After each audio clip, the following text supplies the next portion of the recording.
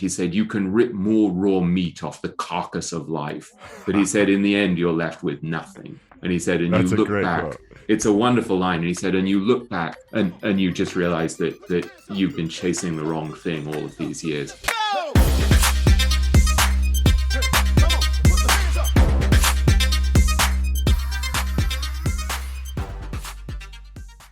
This podcast contains the arguably witty banter of two friends, Skippy and Dougals, that like to debate about investing.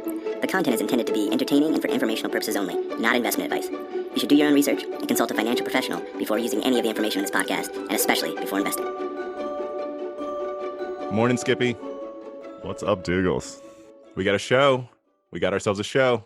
On today's show, we have number one selling, this is New York Times and Wall Street Journal, author and author of the book that Dougals and I have both consumed and loved recently, Richer, Wiser, Happier. We have William Green on the show. Yeah, it was an awesome, really awesome conversation. William knows his stuff like in and out and has thoroughly researched and thought about these topics. It was phenomenal to be able to get the opportunity to talk to him. Yeah, I mean, at least 25, 30 years of talking to the world's best investors. And I may have fanboyed out a little bit, but if I fanboyed out, is simply because we got to talk about some great value investors. And I kept waiting for the great momentum, long trend, Dougal style investors to pop up. And I just didn't hear about them.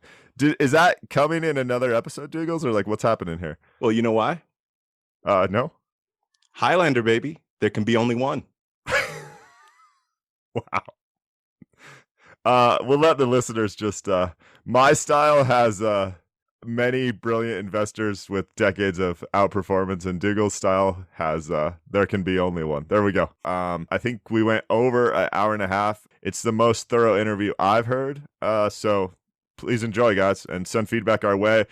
We'd love additional reviews of the pod. Hopefully you like it. And also you can get in touch with us on Twitter at Skippy Dougals and skippydougals@gmail.com. Enjoy, guys. So, William, thanks so much for joining us. We're super excited to talk to you. We both love the book. I was really taken with, I think there's few people in the world that have had the access to the world's greatest investors that you've had over the last 25 or so years, maybe even more. And I think a lot of people with that privilege may have written a book along the lines of, this is how you get rich. And you didn't do that. You wrote a book that says, let's look at how the world's best, or some of the world's best probabilistic thinkers think about all sorts of decisions, including how to be wiser and happier. And so I just wanted to thank you for that to kick off, because I think that's great. But we also really wanted to dive in with why it was important for you to write this book and why it was important for you to take that perspective with this knowledge that you gained over the years. Yeah, first, thank you so much for having me and for those kind words. I really appreciate it. One of the funny things about writing a book is you spend, in my case, because I'm very slow and obsessive, you spend sort of 4 or 5 years in a vacuum, and you have absolutely no idea if anyone is going to appreciate what you're doing. And you become kind of embarrassed by how long it's taking you. And in my case, I missed my deadline by something like 2 years. So coming out of my cave and discovering that the book is resonating with you guys is a joyous experience. So thank you. So to go back to your question, yeah, the reason it was important to me to write this, I think, is that I was grappling with these questions myself. I was trying to figure out, how do I become financially independent and secure so I don't have to work for anybody I dislike, and so that I can send my kids to good colleges and I can retire and live where I want and do what I want. So those things are, in practical terms, kind of important. But I'm also grappling with this question of how to live and how to think and how to deal with the fact that the future is unknowable, and yet we have to make decisions about the future. And how do we deal with change and uncertainty? And how do we deal with setbacks and failure and build resilience so that we bounce back from anything? And so for me, the great investors are an incredible filter through which to see the world, because they're such pragmatists. They'll take any idea that works from any discipline. All they care about is basically whether it works, right? It's not like journalists, where it's sort of rent an opinion. We'll pontificate about anything, whether we know we know that we're right or wrong. It just doesn't really matter. We're free to pontificate about any idea or question. These guys actually have money on the line. Mm-hmm. And so if you think about someone, say, like Howard Marks, who I write about at length, here's a guy who's managing something like $120 billion. And so during the global financial crisis in 2008, 2009, he was literally betting $500 to $600 million a week on toxic bonds. So he ended up making something like $8 billion in profit. So here's someone who's actually having to say, is the world coming to an end? Is the financial system melting down? Or is everybody overreacting? And how do I bet on an unknowable future? So there's something very clarifying about actually having skin in the game. They're not like academics who have tenure and can just be wrong about anything, or political pundits on CNN or MSNBC or Fox or whatever, who can just be wrong demonstrably, or pollsters. These are guys who pay a price for their mistakes and who are rewarded for thinking better. So for me, the idea that I had access to these amazing minds and that they could help me think about how to live and how to think was an unbelievable privilege and opportunity. And then there's some glimmer of altruism in my personality as well. So I was thinking, wow, what an amazing thing if I can actually share these ideas with everyone, really, with my kids who are 20 and 23, with relatives, with friends, with strangers. It's kind of an amazing opportunity. And so the more I got into it, the more excited I became, and the more I felt, actually, this is kind of special. It's really an opportunity to share some extraordinary ideas from some of the great minds of our time. Yeah, I love the approach. And there's so many great stories. You talked about Marx. We definitely have some questions outlined specific to stories in the book.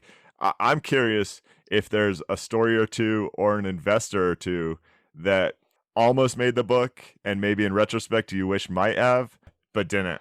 Yeah, it's a really interesting question. And there were some people that I interviewed at great length, and then I decided I just actually don't have room to go into it here, and let me hold it for another project. And I think that was really just my way of dealing with the pain of not being able to get them in.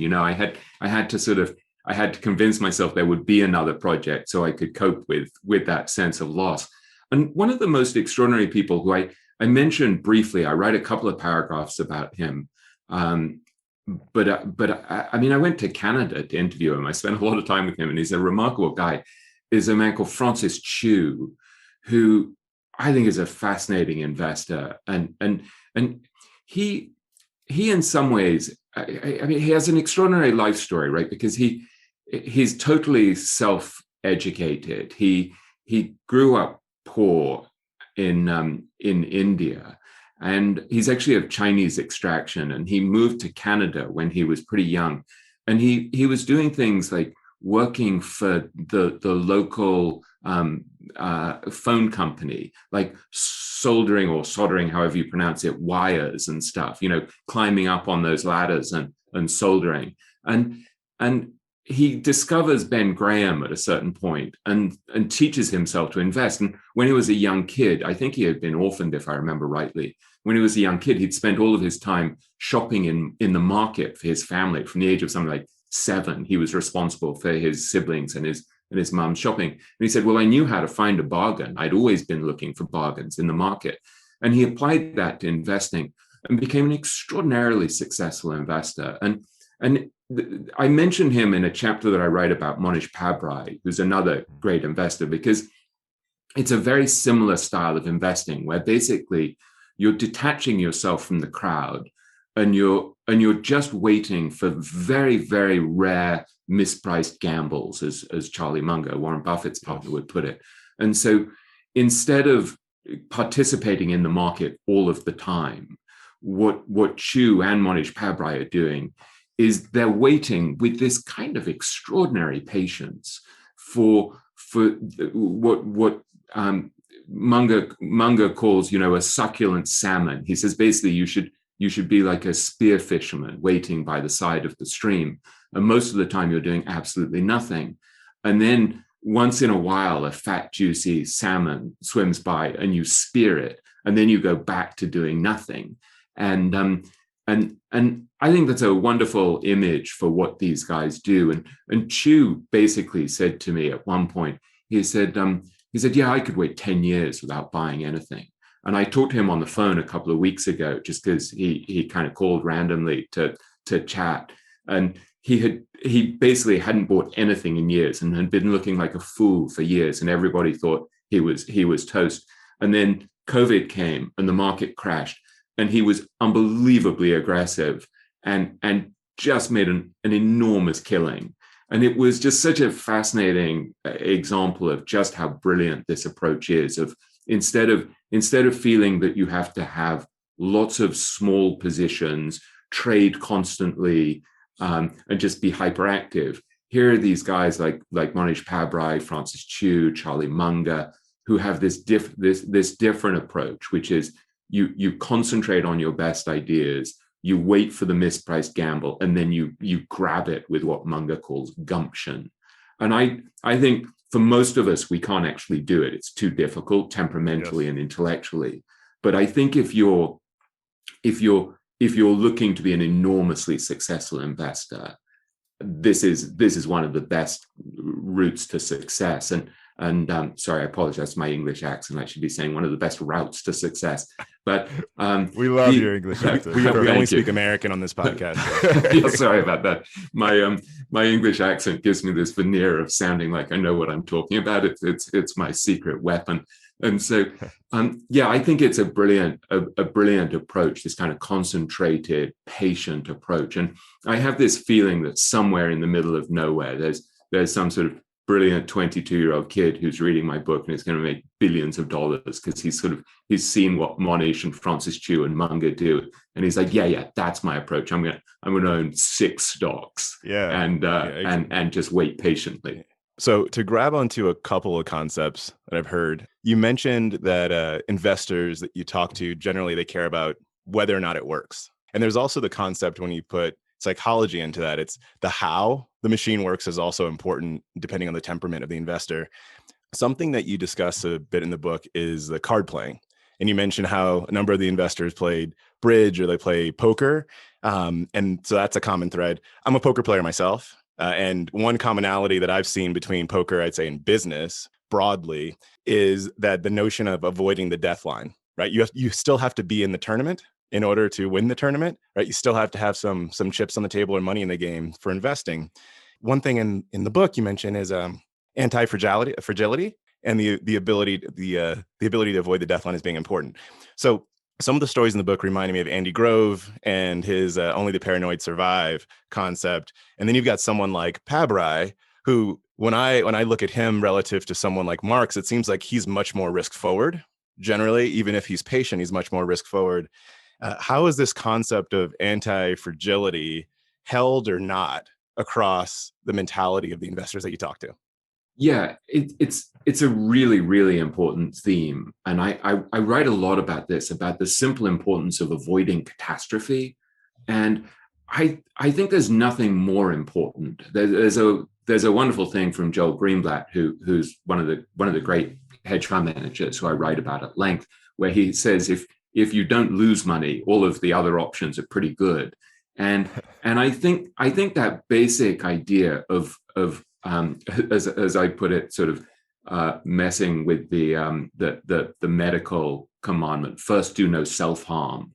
I think that's really important. If you can just stay in the game for a long time, the power of compounding is so enormous that you end up winning massively. And so I think there's a real tension here between the approach of someone like Mohnish Pabrai, who's very, very concentrated. And at one point in his offshore hedge fund a couple of years ago, I think had most of the money basically in 2 stocks, which I think is kind of nuts.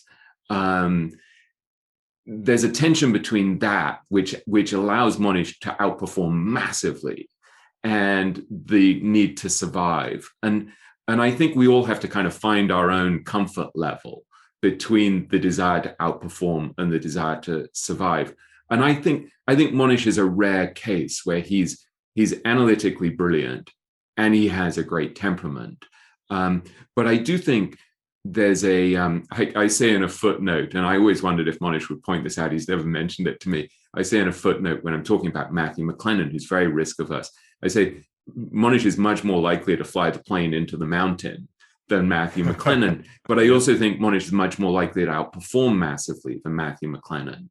And so there's a fascinating tension there. And McLennan has this really interesting approach to removing fragility. This is a guy who manages about $90 billion and is the successor of Jean-Marie Eveillard, who is another great value investor who was brilliant at winning through error elimination. Basically, he avoided the Great Japan bubble, which for a global investor was a really tough thing to do. I mean, it's hard to remember that there was a point where Japan was so dominant that it actually, the market value of the Japanese stock market was greater than the US and the UK combined.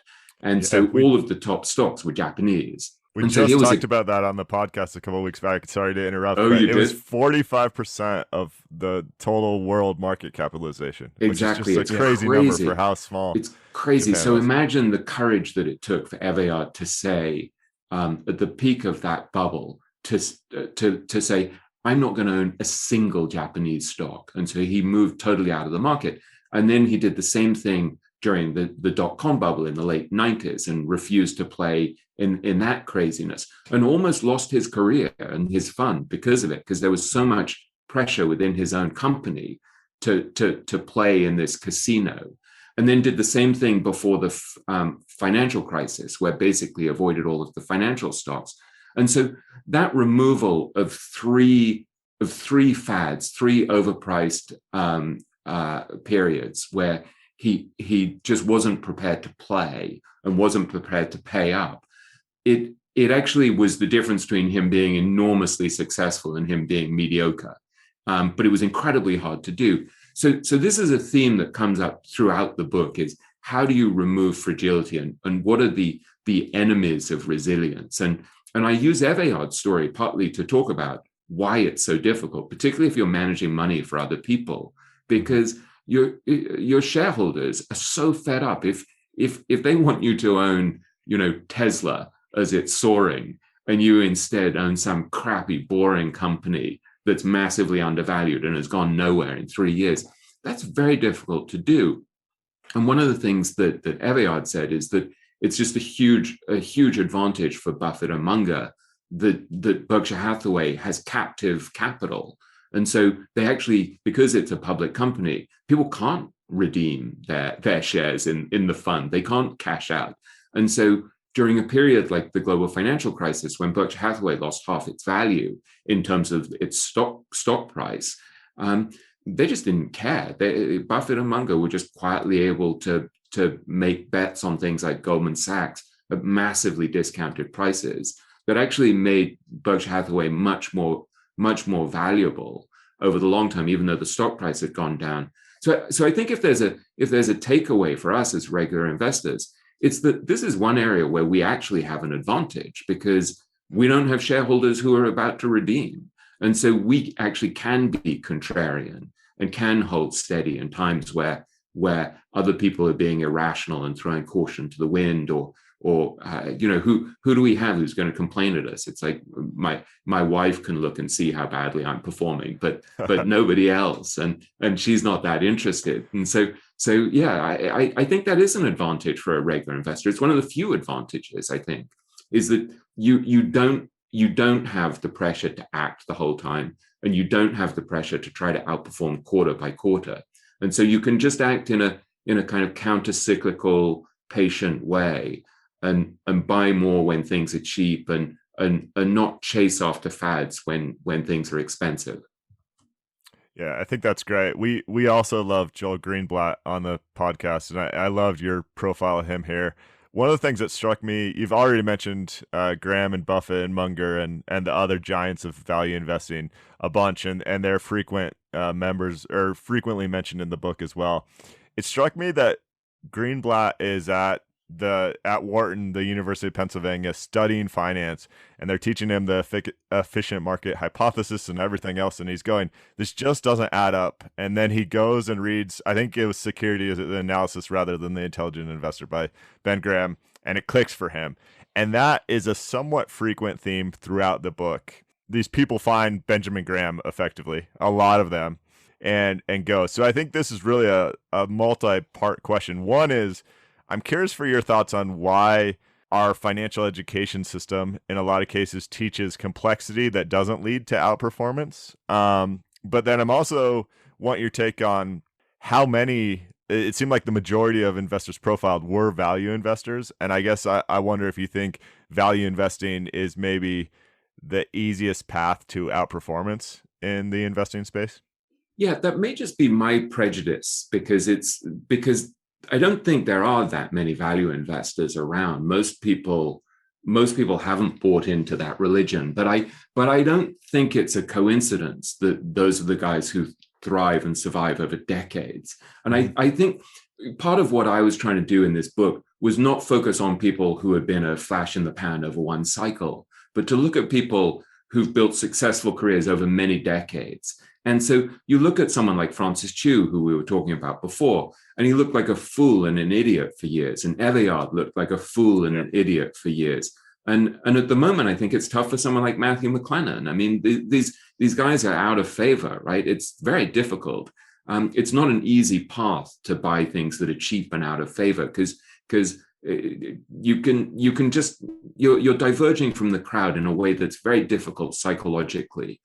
But I think it has such intellectual robustness, that approach. Essentially, Greenblatt has a beautiful description of it where he just reduced investing to its essence. And he just said, look, all you're doing is valuing an asset and then buying it for much less than it's worth. And that's the whole game. And his point to me is that once you realize that that's the entire game, it makes everything else look kind of silly.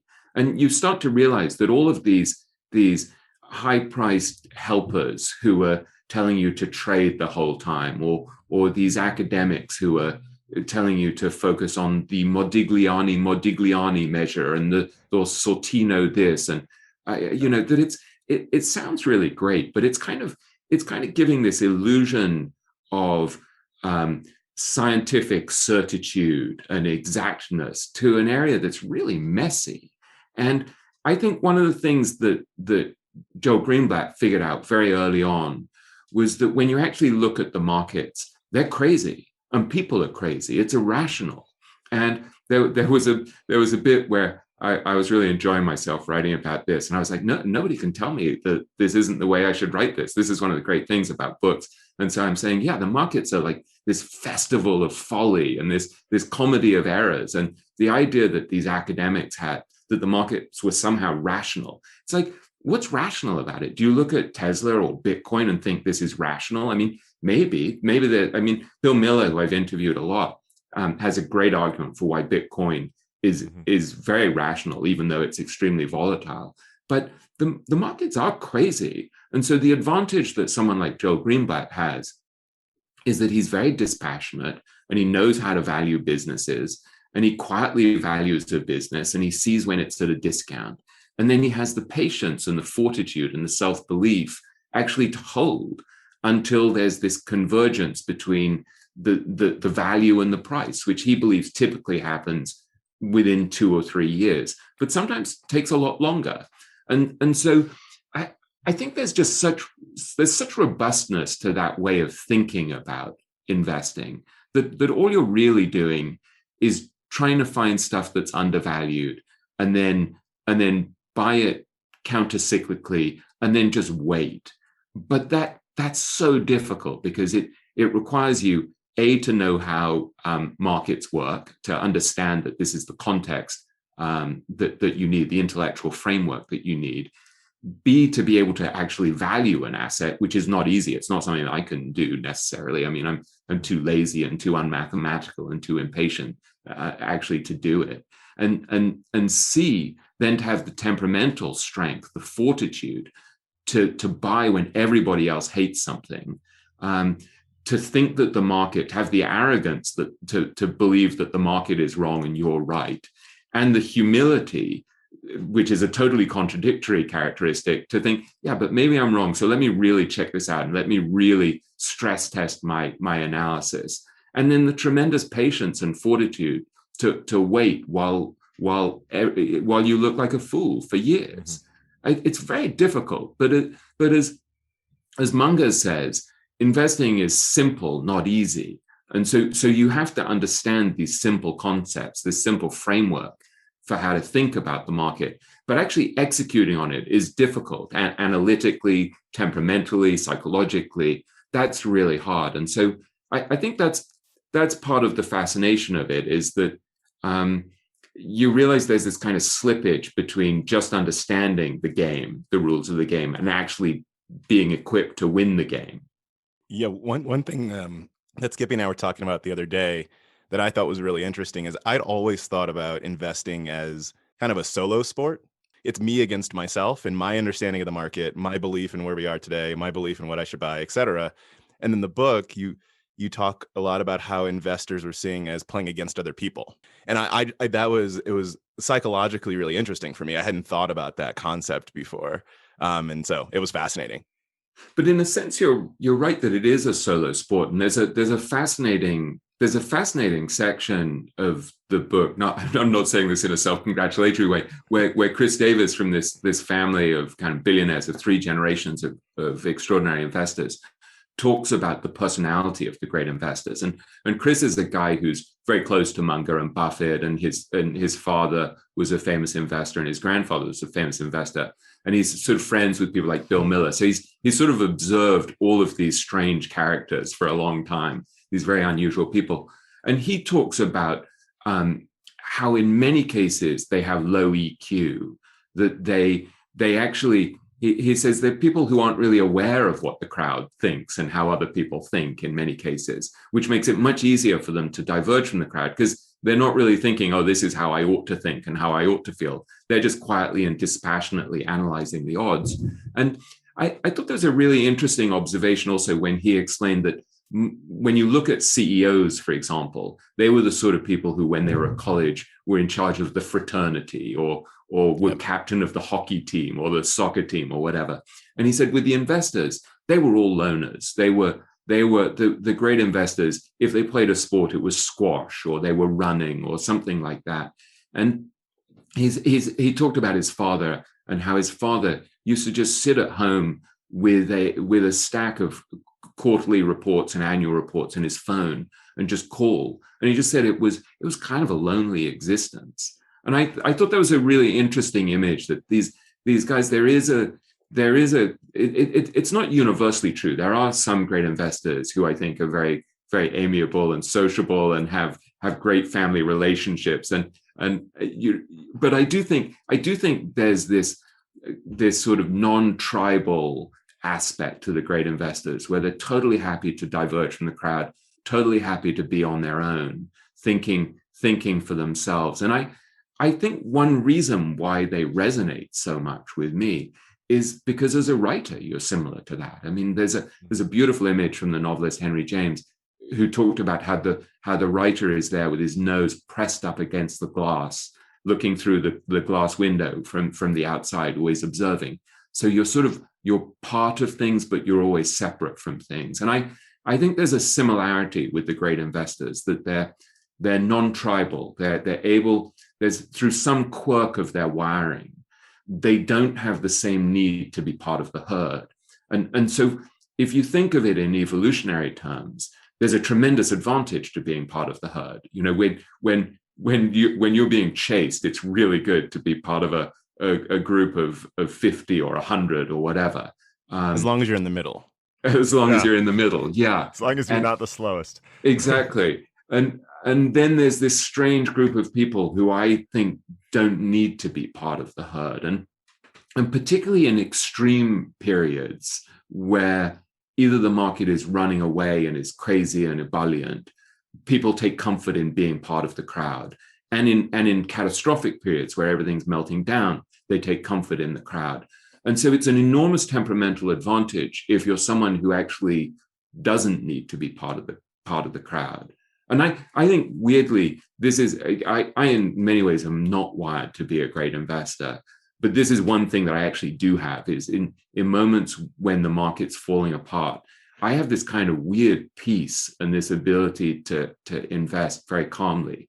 And actually, when everything's going well and everyone's happy and ebullient, I have this kind of fearfulness where I just expect things to fall apart. And so it's very hard for me to be bullish and optimistic at times when other people are. So I have sort of the contrarianism, but I'm not calm enough and unemotional enough. I'm too swept up in my own kind of biases and fears and tendency towards anxiety. And so I think part of it for all of us, if there's a takeaway, it's to read about these great investors and then be self-aware enough to say, well, how am I wired? I mean, how do I respond to volatility? How do I respond when everything is surging and other people? I think Taleb uses the phrase "lucky fools." There are all of these lucky fools who are betting on nonsense and making a fortune. And does it hurt you? Does it upset you? And does it make you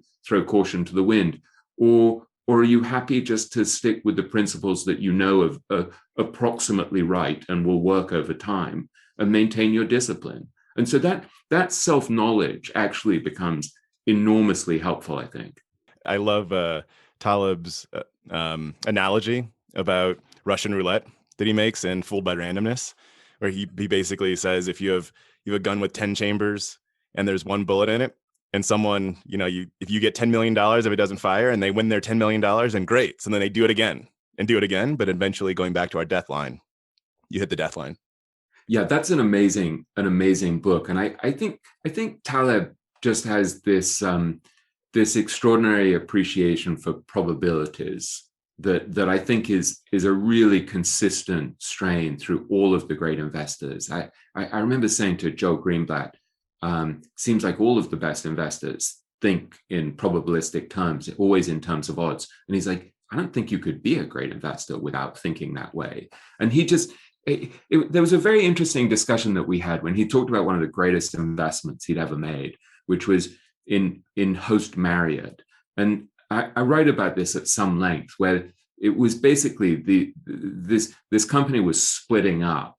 And there was this sort of toxic little ugly duckling that had all of the debt and looked terrible. And it was really small, so no institution would invest in it.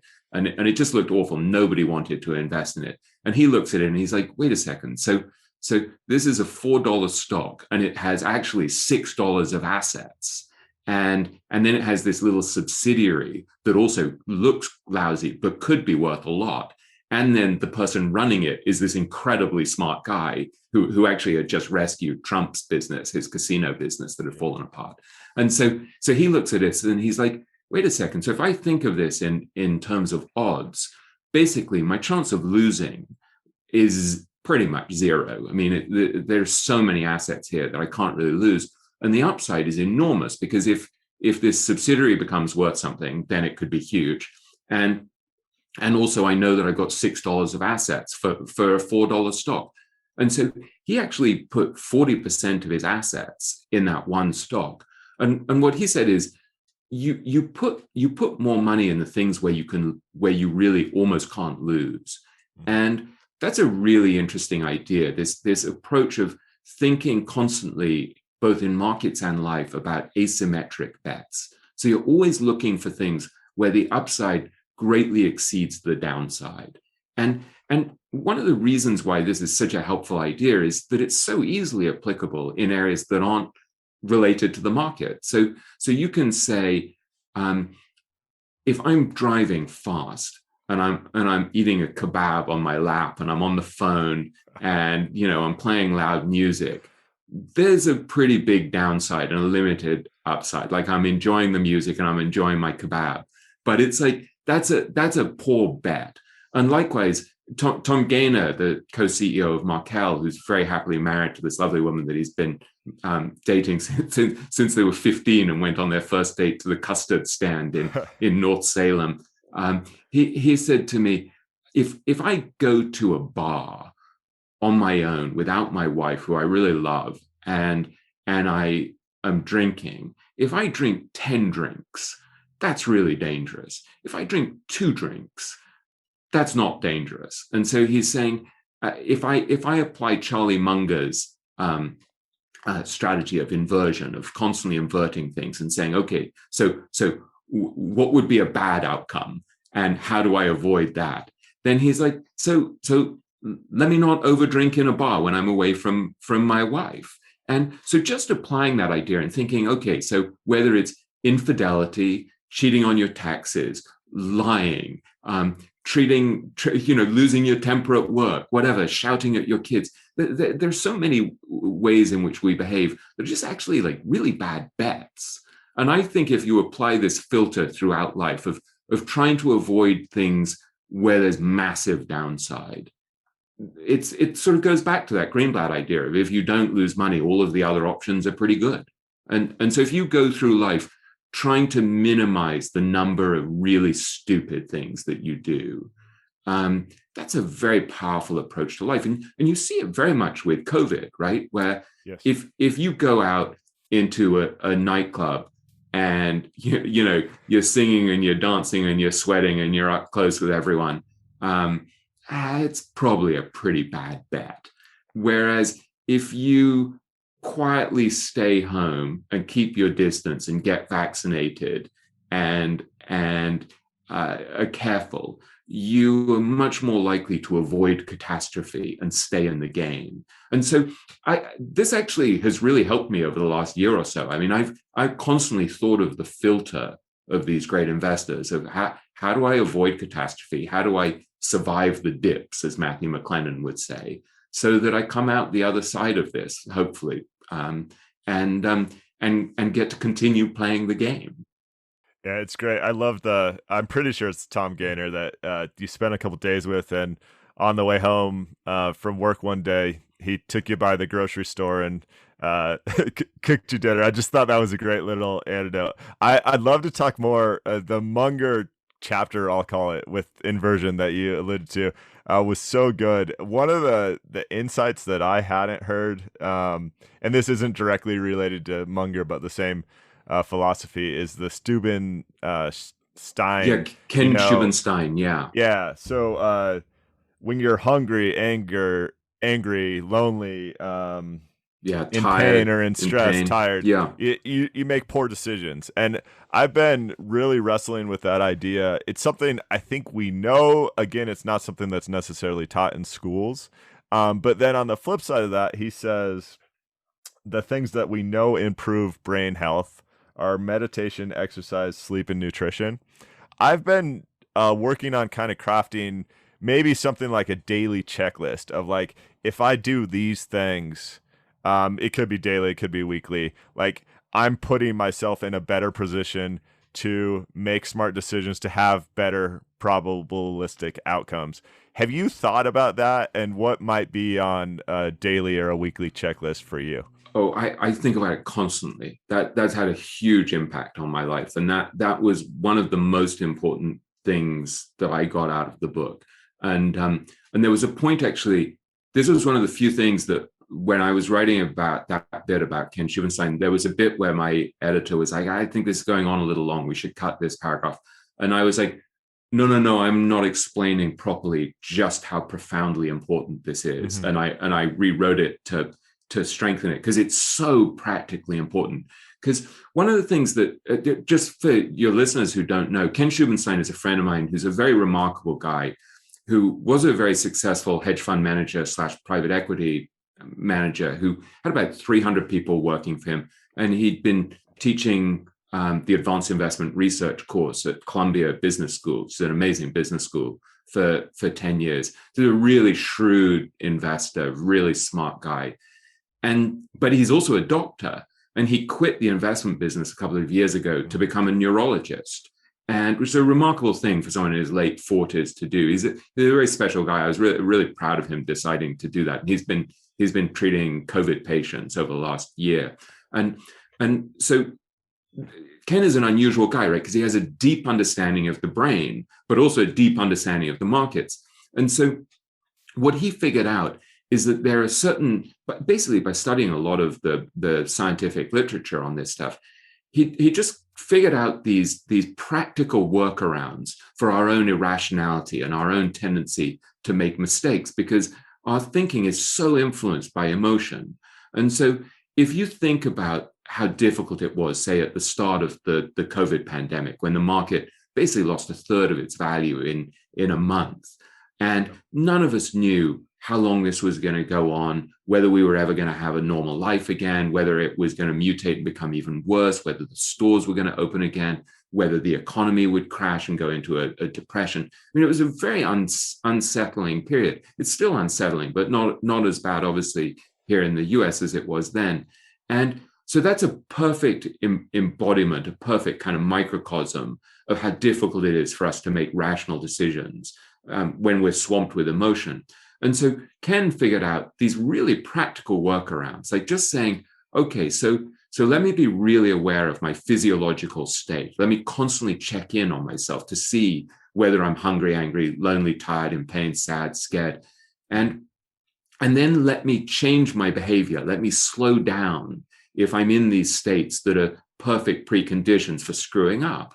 And so he said that while he was treating patients in the COVID ward, for example, he would be in a room with 20 or so patients, I think, connected to ventilators, most of whom were dying. And he said, my PPE equipment was just incredibly painful. And, he has a bad back that he hurt when I think he was wrestling as a teenager. And he's physically uncomfortable and he's stressed. And he had a kid who'd been born, literally his first child had been born about 3 days earlier. And so he had to go stay in a hotel so that he wouldn't risk infecting his wife and his newborn child. And so, he's sad, he's scared, he's anxious. He was angry with the government for having screwed up and not got them enough equipment and not taken the pandemic seriously enough. And he's really upset that he's having to call the families of these patients and tell them, yeah, look, I'm afraid your relative is dying and you can't go see them. And so, I mean, this is a perfect situation for you to screw up and lose your temper and treat people badly and not be compassionate enough. And so the fact that he was very tuned in to his physiological state meant that he was able to kind of pause and slow down and remind himself, no, I have to make sure that I'm going to be as empathetic as possible. I have to make sure that I slow down my decision making because I know I'm going to mess up if I'm in this state. And then this second point that you made that's so important, which is that he also knows that his decision making is going to really be affected by his nutrition, his sleep, whether he slept properly, whether he's been exercising and whether he's been meditating. And in that situation, it was so intense that he actually couldn't meditate. So what he would do throughout the day is he would just have what he calls mindful moments, where he would go into the bathroom in the hospital and just breathe for 20 seconds, 30 seconds, just to try to ground himself. And I've seen also one of the things that Ken does that's had a big impact on me is that when he's getting swamped by pressure, when too many things are going on and business is difficult or the market is difficult or there's a personal problem with a family member or a friend being sick or something like that, I could see that he would massively simplify his life. And so he would go through his calendar and he would just cancel as much as possible, remove as many responsibilities as possible, and get back to those four things of making sure that his nutrition is good, that he's sleeping as well as possible, that he's exercising, and that he's trying to meditate or at least have these mindful moments.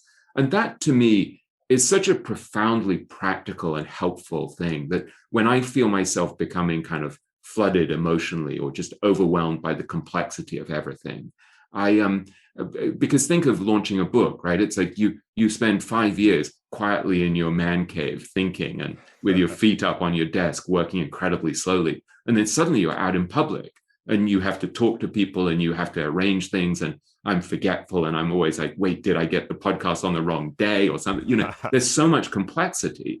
And so for me, just to be able to apply Ken Schubenstein's approach of just saying, okay, let me make sure that I exercise. Let me make sure that I try to eat well. And one of the things that I think is really helpful I write a chapter called High Performance Habits, and I focus at great length on Tom Gaynor, because one of the things that Tom figured out is you just want to be directionally correct. You're not trying to be perfect. There are some people who are just incredibly extreme. I mean, I wrote about someone like Sir John Templeton, who I think just had ferocious self-discipline. I don't have that.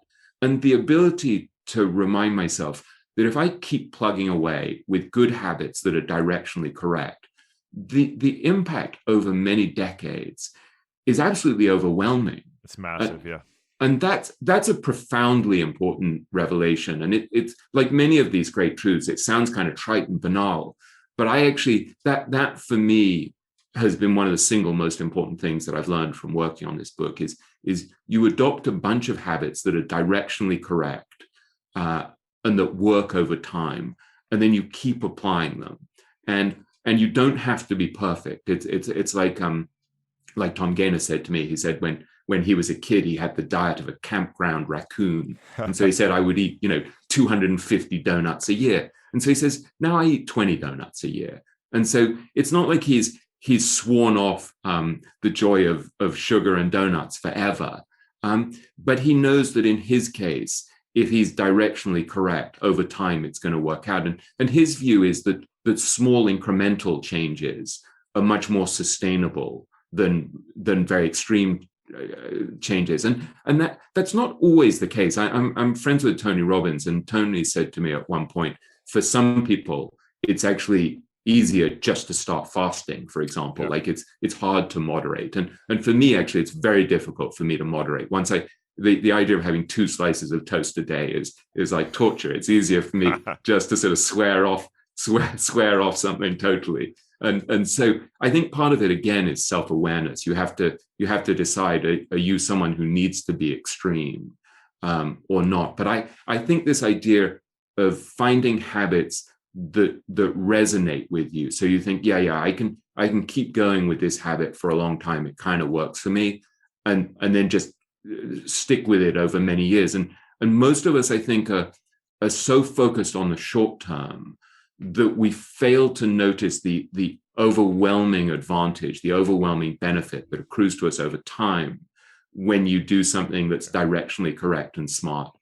The aggregation of marginal gains is a phrase I loved in that book. It's a beautiful idea. And just to fill in your readers on that, that's a phrase that Nick Sleep, one of the great investors I wrote about, borrowed. This is a typical example of how the great investors take ideas from everywhere if they work. So he's a keen cyclist. And Sir David Brailsford, who was the coach of the British cycling team that won in the Olympics, which is a rare thing for us as Brits. We don't usually win in these things. So he's a sort of folk hero. He's a guy who had studied Kaizen, this Japanese principle of continuous improvement. And what he figured out is there's not one secret sauce that's going to make you a champion athlete or a champion anything. And it's the aggregation of marginal gains. So you find all of these little things that give you a marginal advantage, and then you add them together and it becomes overwhelming. And so in his case, it was literally things like saying to the cyclists on his team, when we're going on tour to a foreign country, bring your own pillow because you'll sleep better. And wear these heated undershorts because they'll keep your muscles warmer, so you're less likely to strain a muscle, I guess. Or he would bring in a surgeon to show them how to wash their hands because it would reduce the likelihood that they would catch a cold and miss out on training. And so it's a really beautiful idea. And when I was writing that chapter, I had this sense of revelation myself where because I take so long to write anything, it was months and months of working through this mass of information. And as I kind of reduced it to that essence of thinking, it's not the secret sauce. It's the aggregation of all of these small things and being directionally correct over time. And that's had a really profound impact on me. And actually, I mean, over the last year, I'm sort of naturally a bit of a fat lardass and don't really want to work out and anything like that. And at the start of the pandemic, I was thinking, well, okay, so I'm about 25, 30 pounds overweight and I'm pretty sedentary. I spend all my time working and thinking and reading. And so we got a Peloton, and I'm not trying to advertise Peloton, but I've done something like 400. Hopefully not the treadmill, right? I couldn't afford the treadmill. and so and so I've done something like 400 rides over the last year, and probably lost something like 25 pounds. And I was thinking of that very much in with this filter of the great investors. I was thinking, okay, so you have to distinguish between what you can and can't control in life. So I don't have control of whether the government has a good policy and whether people understand the benefits of vaccines, or whether they understand. I'm not trying to be political here, but just in purely pragmatic terms, you're better off if you social distance and wear a mask. Yes. And believe in vaccines. That it just in terms of the bet, you're more likely to survive than if you don't believe any of that stuff. And so I don't have control over what the government policy is, but I do have control over whether I have comorbidities. I have control over whether I'm overweight.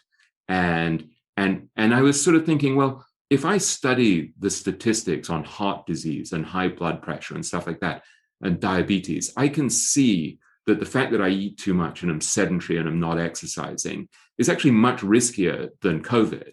And so if I'm going to apply this kind of probabilistic way of thinking, let me control what I can control. And so I started to do intermittent fasting, where I wouldn't eat in the morning, and I exercise regularly. And so that was my way of kind of taking control of a situation that seemed uncontrollable. And I think it's a very useful way to apply the kind of rational thinking that the great investors have just to our regular lives, so that you're picking good habits that aggregate and compound over time, and that tilt the playing field slightly in your favor. And the thing that Tom Gaynor said to me that had a great impact on me, that I quoted to my son last night, we were talking about this, and Gaynor said to me that he said he was never the best at anything. He said he was always just hardworking and capable and diligent. But he said over time, he said you do become number one-ish if you do the right thing and keep plugging away. Because he said the field thins out so much that all of these mugs who don't have good habits, or who do things that bring fragility to their portfolio and their life because their behavior is dumb, they all sort of fall by the wayside, and you end up becoming number one-ish. And so I was saying to my son, maybe that's my career plan. Is I'm not as good as Michael Lewis or David Remnick, the editor of the New Yorker. But if I keep plugging away, being directionally correct, maybe I'll end up being number one-ish. And he was like, nah, probably not. I think you're pretty good. Thank you. I love the stories, and I love the background. I forget that all of our listeners haven't necessarily made it through your book yet. So thanks for providing a little background on some of these stories I'm referring to. Every time I read about Edward Thorp, I'm just taken by him. And there's a quote in the epilogue. He basically said, who you spend your time with is probably the most important thing in life. And that's another, we talked about Ken Schubinstein's finding with how we think. And that's another thing that just, I feel like it's going to stick with me for a decade. How has that changed the way you think about things? Have you changed who you're spending your time with based on how Edward Thorp thinks about things? Yeah, I think about that a lot. And just to back up a bit and introduce your listeners to Thorp. Thorp I describe in the introduction of the book as the greatest game player in the history of investing. Mm-hmm. And so here you have this guy who ran a hedge fund that didn't lose money in any quarter for 20 years. He actually, I don't even mention this, that there's this Black-Scholes method of valuing derivatives that Black and Scholes won a Nobel Prize for. Ed Thorp figured it out years before them and just traded on it. And so you have a guy who's just like this serial genius, right? I mean, his book is incredible for the listeners that want to dive in. Yeah, it's great. And he's a wonderful guy. I like him tremendously. And he's the guy who figured out card counting. He figured out how to beat the casino at blackjack, then figured out how to beat the casino at roulette by creating, with this guy from MIT, Gord Shannon, they created the first wearable computer. And Ed literally, he would go to the casino, and as the roulette ball is rolling around the roulette wheel, he would activate this computer with the big toe inside his shoe. So he's furtively activating this wearable device, and it's calculating the velocity of the ball and the rotator wheel. So he's able to actually figure out which of the 38 pockets the roulette wheel it's more likely to land in. So he's adding just this little bit of information to give himself just better odds than anyone had ever had before in roulette. So he's turning a mugs game into actually a game of math where he has a chance of winning. So what I said to Ed is, so if you were approaching life as a game, having won the game of blackjack, having won the game of roulette, having won the game of hedge funds, how would you approach the same way of thinking to stack your odds in your favor in life? And he starts talking about how, for example, with your health, you're dealt certain cards, and that's chance, but then it's your decision how you play those cards. And so whether you get vaccinated, whether you exercise, stuff like that, it has a huge impact. And so he, at the age of, I think now he's 86, he has a personal trainer a couple of times a week. He goes walking 3 miles a day for about 5 or 6 days a week. So he takes his health very seriously. And he had a very happy marriage for about half a century. And then his wife died, and he got remarried. And he said to me, yeah, who you spend your time with is really the most important determinant of a happy life. And so he's not let his ability to make money knock him off course and distract him from these other things, like investing time with his kids, investing time with his wife, exercising, eating well. So he's very balanced. And I mean, it helps that he's got about 100 extra IQ points. Yeah, so that's given him an advantage. But I think he's sort of won the game of life as well. And one of the things that he said to me that I really liked, it wasn't just about relationships. He said, I said to him, do you think it's an advantage being moral and ethical? And he said, I don't know. It may be an advantage, an edge to be unethical on Wall Street. You see all of these people doing really well, enriching themselves by behaving totally unethically. And then he said, but he said, it seems like an edge. He said, you can rip more raw meat off the carcass of life. But he said, in the end, you're left with nothing. And he said, and that's you look back, quote. It's a wonderful line. And he said, and you look back and you just realize that you've been chasing the wrong thing all of these years. And that to me is a very, very profound insight. It's this idea that the manner of your victory in life also matters. It's not just about the scale of the victory. It's how did you treat people? Did you approach life as a zero-sum game, or and feel like for me to win, somebody else has to lose? And Charlie Munger also, I think, has been a very important model for me here, where there's a beautiful quote from Warren Buffett talking about Charlie Munger. Buffett wrote the foreword to a book called Damn Right, that's a biography of Munger. And he said, in 41 years, I've never seen Charlie take advantage of anybody. And he said he always takes less of the credit than he deserves and more of the blame. And he said, and I've seen him knowingly take the worst end of a deal with me and many other people. And you think of that, and you think of the fact that Munger is a billionaire, and you think, what's more impressive? Is it that he's a billionaire and has a beautiful catamaran and a big house in LA or whatever, or is it the manner of victory, the fact that he's won without screwing people? And he said to me, he was talking about the happiness of his life, and he said, I've been a good partner to Warren, and Warren's been a marvelous partner to me.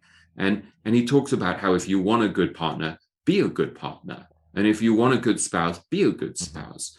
And it's such a simple idea, like most great truths. This is not complicated, but as he would say about investing, it's simple, not easy. Same thing about being a good spouse. I was thinking yesterday, my wife drove off to pick our daughter up from college, and she did this thing that she always does when she goes away, which is she makes the bed before she goes. So she's not going to sleep here, and yet she's made the bed for me. Just think of that as an act of kindness. And I sort of pointed this out to my son. I'm like, look at your mother. Like I've been with her for 30 years, right? Since I was 22. The sort of person who makes the bed before they leave because it's just kind. So I look at the great investors, and I look at the people who've had good lives, and I think, what are they doing that tilts the playing field to their advantage? And I think when I look at people like Ed Thorpe or Munger or Tom Gaynor, I see the decency and the ethics and stuff, and I think whether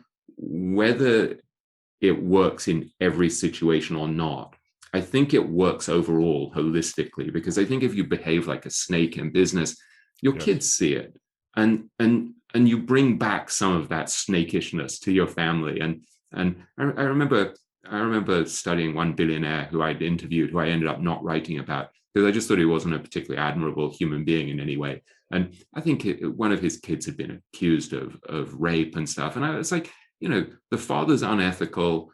And I don't know the situation. I'm not trying to be judgmental about it, but I just was thinking, this is not someone I really want to hold up as an example of how to live. And yeah, he's a brilliant moneymaker, and he's a very, very shrewd, clever guy. But I'm just not that interested. What am I going to teach anyone about how to live?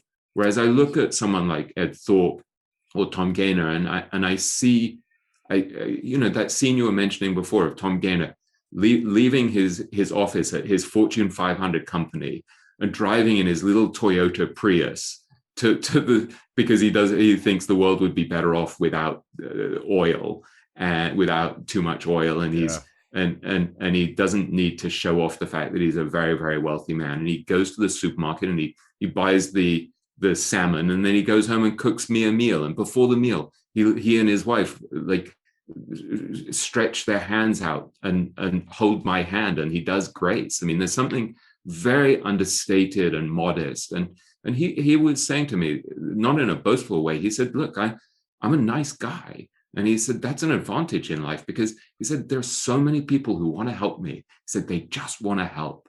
And I sort of coined this phrase that I was overly proud of, which was the mensch effect, where I think he's just a mensch. He's just a good guy. He's a kind bloke. And I think there's a real benefit to behaving in that way, both in your professional life and in your personal life. And so there's a sort of, I would say I try not to be a proselytizer, but there is a sort of stealth spiritual aspect to the book, where I'm kind of trying to say, if you just get vastly rich and you just focus on the money, it's a pretty stunted life. And when you look at the investors who are the happiest and the most successful and have the best relationships, they tend to be much more focused on behaving decently and compounding goodwill by doing favors for other people. And they tend to be fairly charitable, and they have some mission beyond their own ego. It's not all about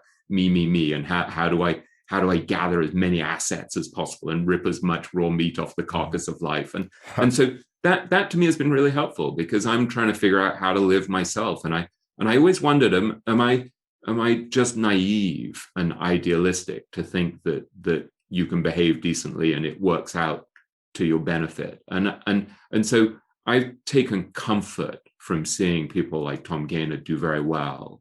And Tom said to me, maybe it doesn't matter anyway. Maybe it's still the right way to behave. And even if it didn't work, it's still the right way to behave. Mm-hmm. And I think there's a benefit in terms of self-respect, that I think if you behave in a decent way and you try to be ethical, look, we're all deeply flawed and we screw up the whole time. But if you try to be decent, I do think there are great practical benefits, because I think you draw people who are trustworthy and who trust you and who are decent and who don't approach life as a zero-sum game. So I think there's a tremendous practical benefit. I actually believe that it works. But I also think you're just happier. You feel better about yourself. A quote that Monish Pabrai that you have in the book, as he said, anytime you get a truth that humanity doesn't understand, that's a huge competitive advantage. Is there a truth that you've pulled out of either the book itself or other interviews that you've had that you believe is a competitive advantage for investing or life? Yeah, it's a great question. The notion of the compounding of goodwill is a massively powerful idea that I get from this book. And it's a phrase that I actually think was originally Ken Schubinstein's, but that Guy Spear, who I'm very close to, I think, got from Ken. And I think, like most ideas, none of us can really remember whose idea it was. But I think that's a really beautiful and important idea, that instead of just focusing on compounding money, you should be focusing on compounding goodwill. And Guy Spear, who I'm very close to and who I helped write his autobiography, The Educational Value Investor, initially started doing this in a fairly cynical way. He figured out, I think he had read Robert Cialdini's work on reciprocation, and he figured out, well, so if I behave really decently, other people are then going to reciprocate and everything will work out well. And then, and because he's a very self-aware and honest guy, he'll talk openly about these kind of moral failings, which is one of the reasons why I like him so much. And he said that basically then you start to become addicted to the feelings of happiness that you have when you're helping other people. And so I've been the recipient, the beneficiary of this over many years, because he just does so many kind things to help me. And I think I see his joy in helping other people, and I think it's made him very very much happier. And there's a great paradox here, which is, the idea of the hedonic treadmill, right? Where behavioral psychologists talk about how you live in this hedonistic way where it's always like, yeah, I want more good food and more money and more vacation time and a faster car and a more beautiful wife or whatever. And so you get on this hedonic treadmill that makes you very miserable because it's never enough. And so there's this great paradox that when you get beyond yourself, when you get beyond your own ego and you start to look out for other people, and so you're less focused on your own hedonism, you actually become happier. And I think that's one of the deep kind of spiritual and practical truths about life, which is that you, and it's a difficult thing to do, right? There's a great line from Ben Franklin that Charlie Munger and Warren Buffett often quote, where they say, an empty sack can't stand straight. And this is one of the great problems in life, is that when you feel a lack, when you feel like, oh, my life's not really working out and I'm kind of miserable and I feel kind of deflated and how come everyone else is doing better than me and I'm underappreciated? It's very hard to be giving and to share and to get out of your own ego, your own sense of what's wrong with your life. And so it's not an easy thing to do, but I think the more that you focus on helping other people, on being more sharing, on being kinder, on being more compassionate, giving to other people, whether it's your time, your energy, your love, your money, whatever it is, it's just this great paradox in life that you become happier and it gets you out of this trap. And that to me resonates very deeply. And I spent a lot of time over the years studying things like the great Kabbalists, who are some of the wisest and most profound thinkers I've ever encountered.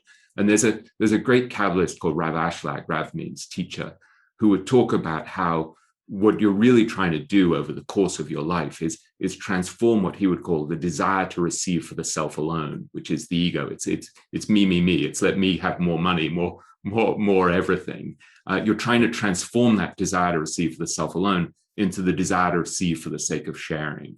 And so it's like, yeah, I still want to have the nice home and the nice spouse and the nice family, and I want money so that I can be financially independent. But if it's just for me, then there's a kind of short circuit. There's a lack of flow to it, in a sense.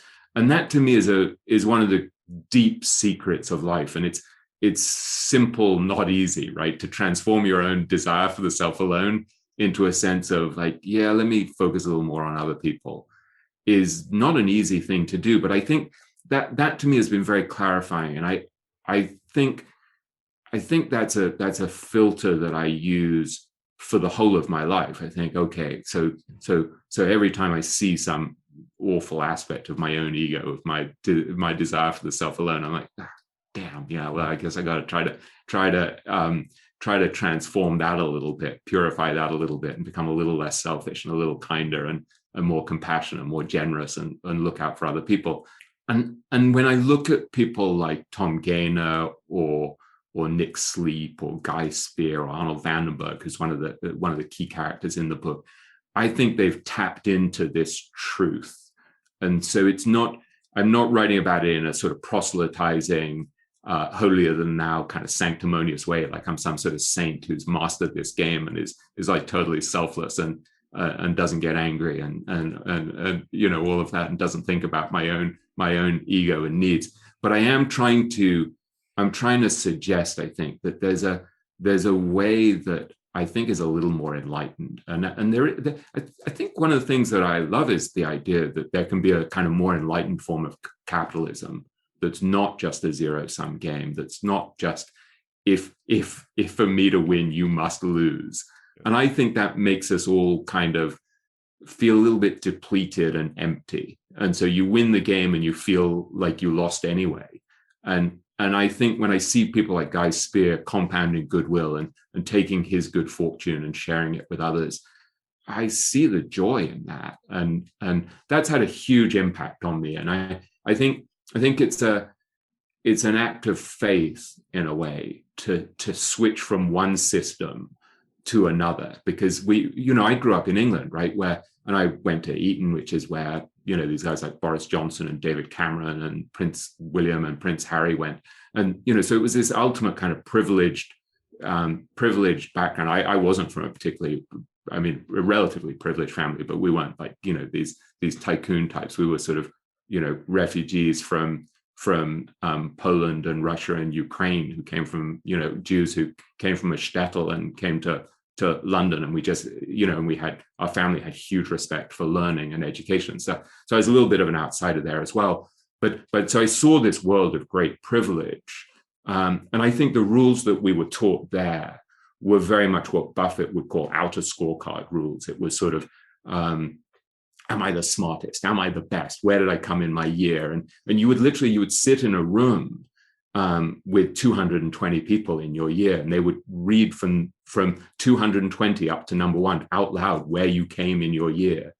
It's shocking. It's appalling. That's incredible. Wow. Yeah. So imagine how that leaves you. It leaves you thinking, how do I stack up against everyone else? And so it sets up this kind of Darwinian contest that I think can make you extremely successful, but not necessarily very functional or happy. And so I think for me, part of my process in life has been to kind of re-educate myself by studying not only the great investors, but also a lot of philosophy and spirituality and stuff like that, and just being like, okay, well, is there a better system?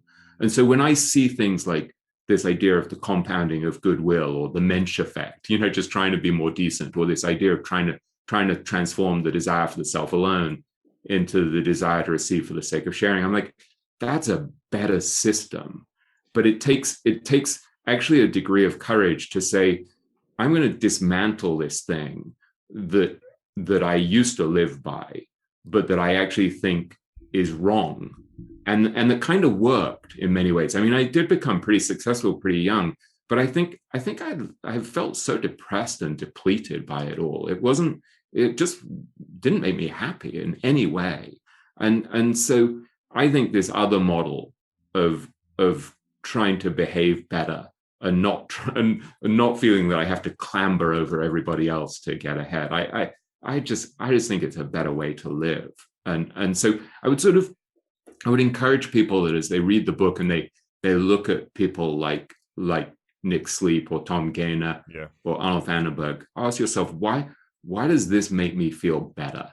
And what Buffett used to say, when you're in a classroom and you look around, you see who's the person I admire most. Why don't I try to become more like that person? And so there's something aspirational, I think, without wanting to lionize or idealize any of these people, because they're all flawed, just as you and I are. Well, me more so than you. They're all flawed, but I think when you look at these characteristics that they have that make you feel like, yeah, that's really admirable, just start to say, well, how do I tilt my life in that direction? If that's directionally correct, let me just gradually tilt my life in that direction. Yeah, that personal background, to me, as I think about the book and what I liked about the book, that story is enlightening about how you ended up where you ended up and why you wrote the way you did. I actually am I mean, so your background is so impressive. You talked about Eton, then Oxford, then Columbia, then you're editing Time magazine, if I remember correctly, for Europe, Middle East, and Asia. You've lived all over the world. Can you talk about some of that, just like living an international upbringing and life, and how that has changed your views of the world? Yeah, it was a very thrilling life in many ways. I would do these things. Well, I went to live in Hong Kong to edit the Asian edition. Initially, I was the deputy editor, and then the editor left, and I started editing the magazine. Although I did have adult supervision back in New York, but yeah, it was incredible. I mean, I would get to go, for example, during something like the tsunami in Asia, you would be able to send these amazing reporters and writers to places like Aceh, these really difficult places that had just been devastated. And I had someone like Aravinda Diga, who was a friend of mine who won the Booker Prize with his first novel. He was an amazing, amazing writer. And I would hire him in India, and then I'd get to send him somewhere like Sri Lanka to cover the tsunami. So that was really kind of extraordinary. And then there were things like if I would go to India to interview the Indian Prime Minister. So here's a guy who's got a population of 1.2, 1.4 billion, something like that. And you're sitting maybe 3-4 feet from him, and you're just looking at him, and you look in his eyes and you realize just how sad he looks. And so it was just like a really fascinating life experience where I would go when I was editing the European edition of Time and was living in London. I went to Poland and interviewed Donald Tusk, who was then the Polish prime minister and is, I guess, since then became head of the European Union. And so, I mean, one of the most powerful guys in Europe. And, I'm sitting there and suddenly someone passes him a message and he says, "My wife is coming." And his wife had just left their home in the sticks and was moving to Warsaw to be with him. And I'm staying in this beautiful hotel in Warsaw that's like kind of the nicest hotel in Warsaw. And I call my mother in London, and both of us had exactly the same feeling, which is the last time our family was in Poland, we were fleeing from pogroms and the like. And here we are. I'm back, and we survived, thank God. And I'm here, and I'm interviewing the most powerful guy in the country, and I'm staying in the most beautiful hotel, which I think had been the Nazi Party headquarters. Wow. When they invaded Poland. So it was just a very rich and thrilling life, and at the same time very intense. And two of the people I worked with, who subsequently sort of rose to very high positions, both died very young. And I think it was a very exciting life, but it was kind of overwhelming. You were living at a pace that was very difficult and working constantly. And so for me, part of my journey has been to try to get more in alignment with who I am. And I think that's with writing books, which I'd always been a little scared of. It was always kind of the real deal for me. That was what I think I was born to do, probably. And so even though that was a very intoxicating life and very exciting that you get to interview presidents and prime ministers and travel to China and India and Pakistan and Bangladesh and all of these amazing places, I think sitting quietly and reading books and thinking and drawing lessons from many different areas and interviewing extraordinary people and trying to synthesize what they figured out and share that's truer to who I am, I think. And I think that's one of the themes of this book is how do you live a life that's in alignment with who you are in a deep sense. And that's one of the things that I get from seeing people like Monish Pabrai is he's someone who's deeply in alignment, I would say, for the most part anyway, with his peculiarities and his idiosyncrasies and his talents and his tastes. And I think that's a goal for all of us and it's not an easy one. And it's not one that's stable where you're like, okay, I've done it. I nailed this. It's dynamic. It's constantly changing and you're constantly having to recalibrate.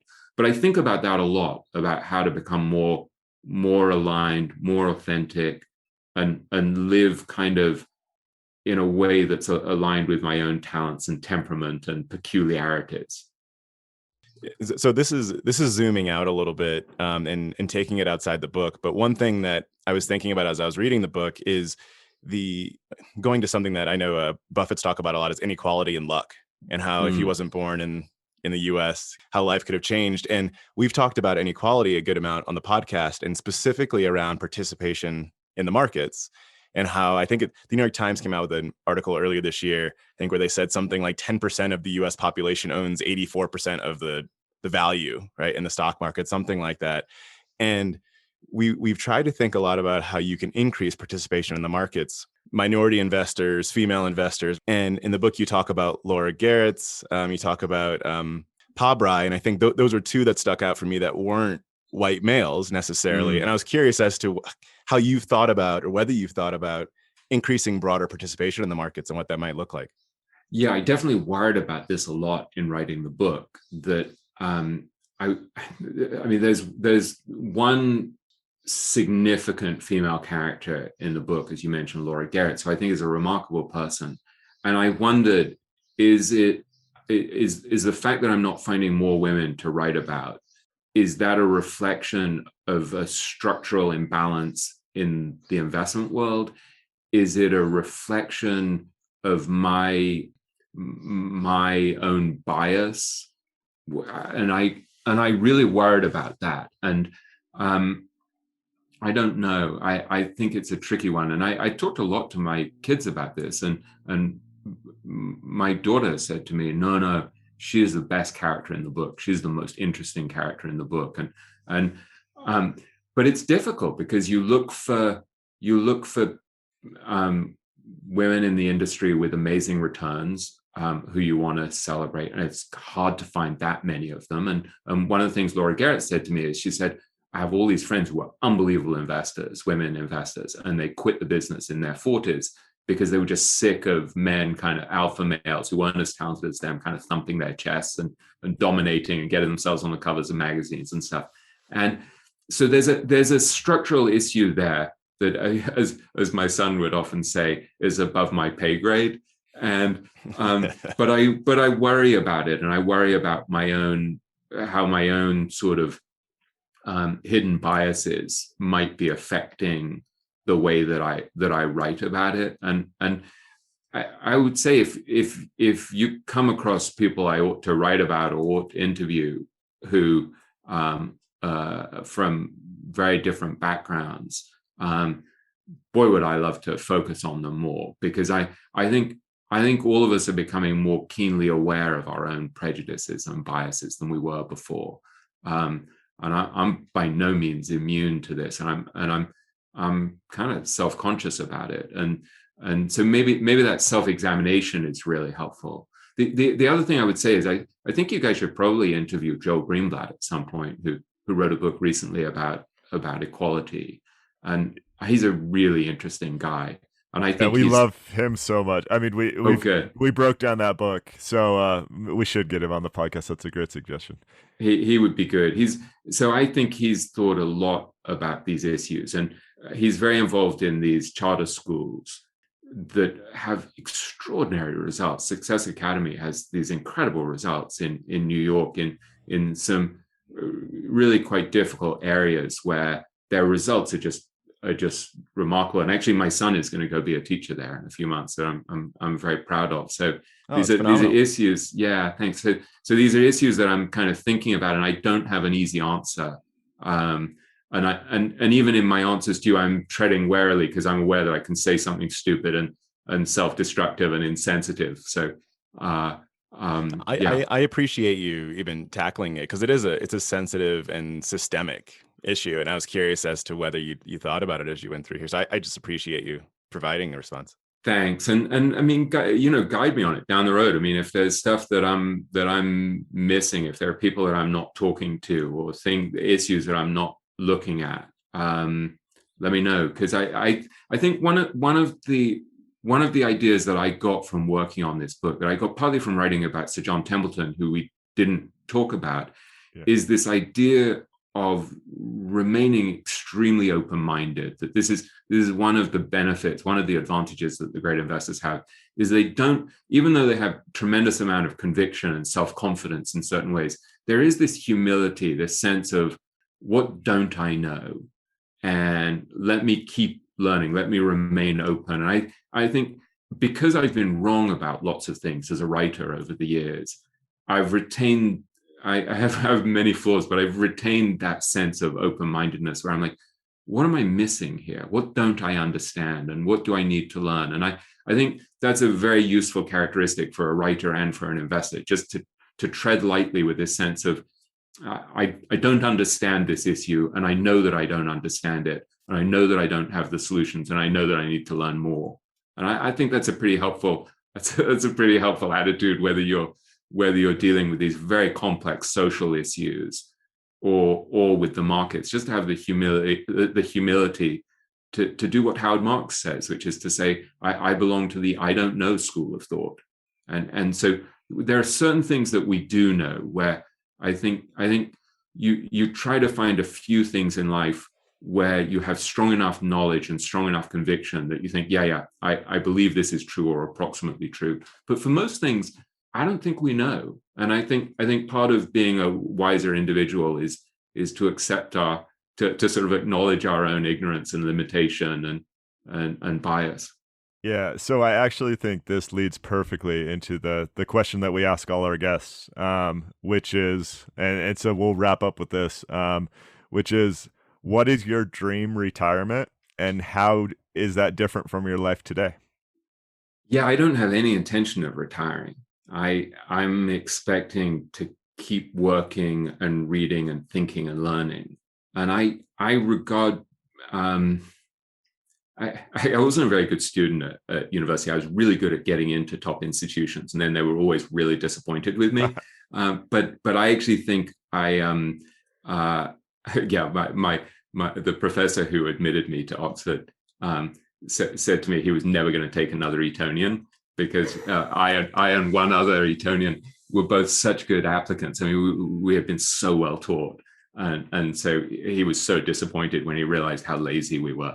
But I took the actual reading and the studying, even though I didn't do very well there. I deeply want to learn, and I still regard myself as in college. So here I am at 52, and I'm just constantly reading. I mean, your listeners won't be able to hear, but on the video here, you can see that just like my bookshelf behind me looks like it's just going to collapse because it's just covered with books. And I'm surrounded by books. And so I'm constantly learning and thinking and discussing sort of problems and issues and subjects that fascinate me with other people who are really smart, and trying to figure things out. And that process of thinking through how to live and how to think is just infinitely fascinating to me. And so maybe retirement for me would be reducing a little bit of the complexity and the intensity. So maybe I wouldn't feel so guilty about being 2 years late on my book. I'd be working at a more comfortable pace, but I wouldn't want to stop working, because I think for me anyway, I want to keep learning.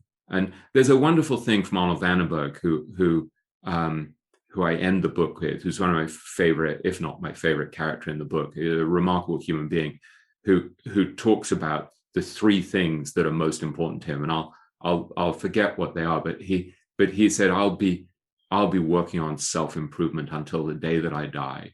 And here's a guy who's 81 years old, and he's still constantly trying to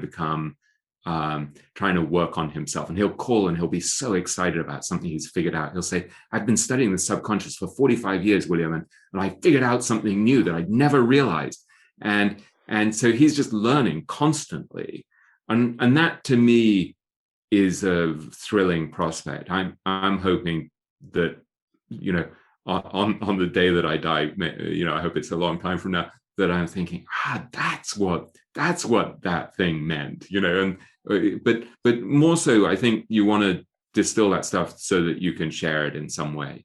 That it's so the idea of learning constantly, but not so that you just feel smarter and you feel, it's learning so that you can somehow pass on things to other people. That's a So I'm not trying to be kind of sanctimonious or self-righteous about it, but I think there's something deeply joyful about that for me. A quote that I think was from Vandenberg's psychiatrist or psychologist that I think is the thing that will stick with me until forever is that if life is more important than your principles, then you'll sacrifice your principles. And if your principles are more important than your life, then you sacrifice your life. I absolutely love that one. And the ending the book with that story, I think, was phenomenal. I mean, just to put that in context for your listeners, that was something where Arnold's life had been saved by probably a 17-year-old girl who was a total stranger. And he grew up on the street that Anne Frank grew up on. And he was a Jewish kid born in 1939 and was in hiding for the first couple of years of his life. And he couldn't understand why this stranger, this 17-year-old girl, would put her life at risk to save him, and why her father would have allowed her to do it.